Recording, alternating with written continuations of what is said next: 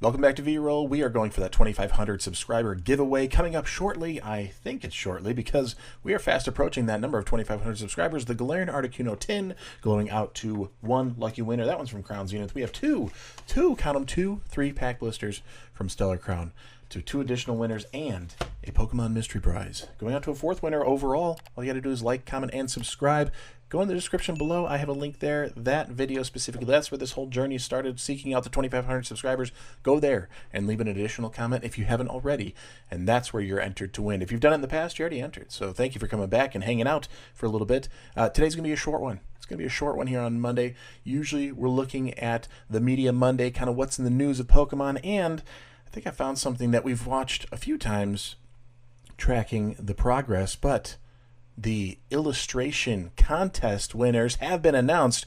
So, spoiler alert, if you're waiting to see what they are, maybe this isn't the video for you today. Do your comments, do your thing, throw me a like, and head out because I don't want to ruin anybody's day, because you will see the final artworks that are selected. Let's jump in. Again, you've been warned here. We have the top 300 of the contenders here. A lot of Absol here. Who's next? We have Eevee, looking great. Alligator, awesome. Pretty powerful Pokemon there. Looking good. What is the name? I don't remember. My gosh, Brain Fart. This is ridiculous. Koraidon. Thank you, Brain, for bringing that back. Toxtricity here. We have a bunch of different artworks. Pikachu, gotta love them, right? And Bidoof, there was one in here I really liked out of Bidoof, but out of the 300, so hard to find it. I don't even know where. Flygon, surprised to see a lot of submissions there on Flygon there coming in. Melmetal, I believe that's who that is there. Yep, looking crazy. Charizard, you can't not want to include Charizard in the running. And then these Pokemon listed out as EX cards as well. So that was our top 300. Pretty easy, but they did narrow it down to 100, which we have reviewed in the past, and we'll kind of go through a little bit quicker. Same Pokemon, it's just a much tighter group. And when you start looking at it, I was doing some flip back and forth, which is a little tedious, but flipping back and forth, you could see where the judges were leaning and kind of what was bringing them into the fold for the specific cards, and it looked like scenery was adding a lot, in my opinion. So we don't have to dive deep into what it was, but it looked like scenery was playing a role and having a little bit more of the landscape, a little bit more of that scene to kind of bring you in to the artwork. So that's what seemed to be, in my opinion, the clincher to get you from the top 300, which is hard enough to do. Just, how many submissions they get and narrowing it down to 300, that's an honor. And then you get into the top 100 after that, my gosh.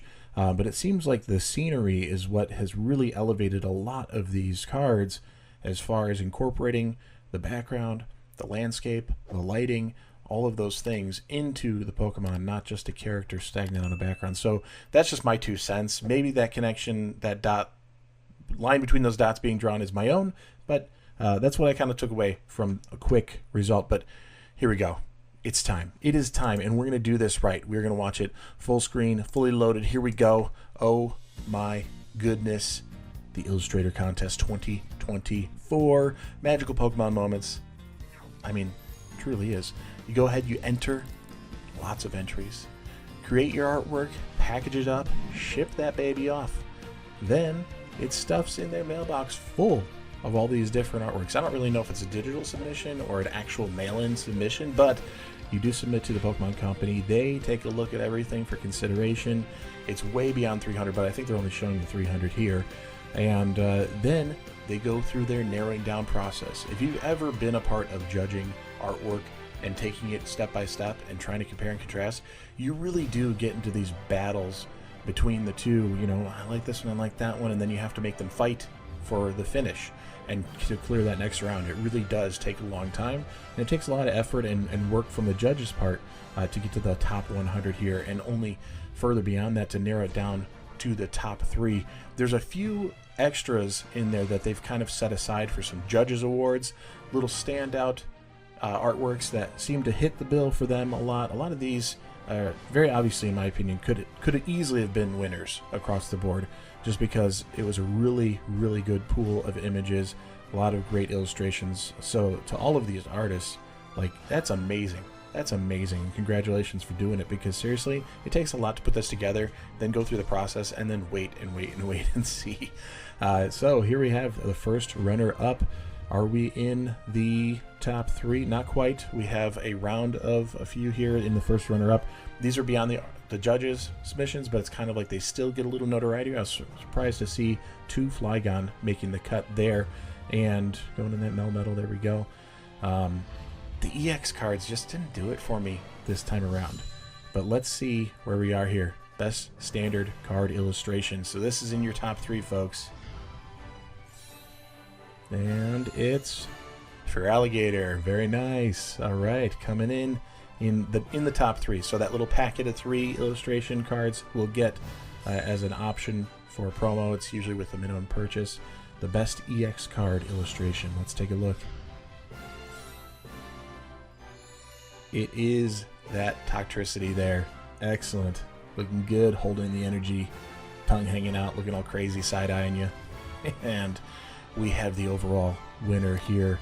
This is their grand prize card illustration.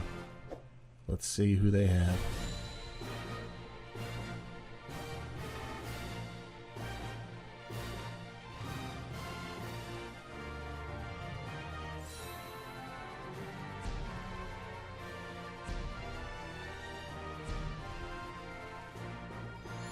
There you go. There you go. It's a Pikachu. It is a Pikachu. That's pretty cool. I like it. Love the posture. Love how it's kind of got a little bit of like sketching to it. You can see the lines in there. Just scratching himself, you know, being a little Pikachu out and about town. Very cool. See you next contest, man. These are fun to watch. I do enjoy monitoring them and seeing what's going on with these contests. Here's my problem. And I know. My problem isn't the artwork. The artwork is phenomenal. My problem is the frame. The frame is my problem. The fact that they have an EX card, here's one, and you have this little frame you can pop out of the frame. It's actually showing the Pokemon behind it as well, so you get a little bit more there, but really showcasing it. That frame is not much. When you have something like, I'm just grabbing any card I can find right now, like that. There, it's a Meryl. You just got this little rectangle. We have the whole card to work with. And folks, we're not opposed to it. We're not afraid of the full frame option. Let me pull one up here. I got an illustration right here. Here we go on this Mudsdale. Right there. This isn't a super special one here, right? But couldn't it have been much more of an elevated contest if you had 2 illustration rares and then one being a special illustration rare, as far as having that full texture and everything, just filling the frame all the way to the edges? Why in the Scarlet and Violet era, where the artwork is phenomenal and they keep putting it out set after set, and they seem to outdo one set after another constantly? I mean, why did Pokemon Company not go for that opportunity? Maybe they will in the future. Maybe there's something more to it. I know with the illustration contest, they're going to have the stamp on there and everything stating illustration contest 2024. That's fine. But I do want to kind of take a look at something that I did on my own. This is not anything major to be whatever. Let's get into this here just for a second. All right? Just for a second.